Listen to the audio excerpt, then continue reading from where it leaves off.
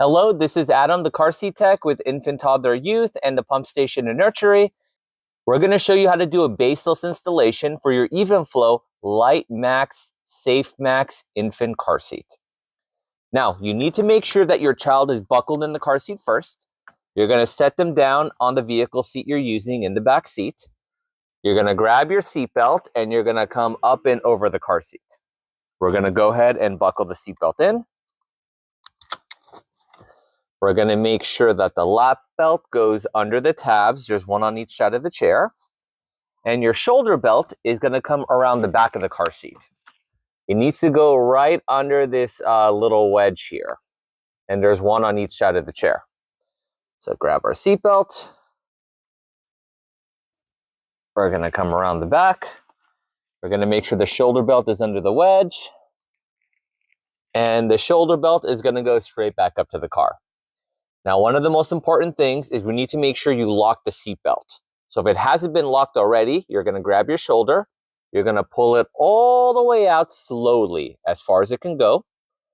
Now, when you let it retract, you're going to hear a ratcheting sound. That sound is letting you know that the seat belt is now in locking mode and we can continue to secure the car seat. So you want to push down on the chair. I'm going to pull the shoulder belt away from the buckle. And I want to make sure I feed all the slack back into the car. So that way you keep hearing the clicking sound and the seatbelt continues to lock in place. The way to know this is tight enough is with one hand, you're going to grab the car seat from either side. Make sure you grab as close to the lap belt as possible. All you want to look for is an inch of movement. As long as the chair cannot slide more than an inch from side to side or front to back from the belt path, you're good to go. Never test the car seat from the top. This is where all the loose weight is. Nothing is being attached back here. This part is still going to rock and shake. It'll go side to side. It'll go up and down. That's normal. The way car seats work is they absorb the crash force and redistribute it. So instead of the force being released on the child, it's released on the back here. So this part is going to move. In some cars, it moves more than others, and that's fine.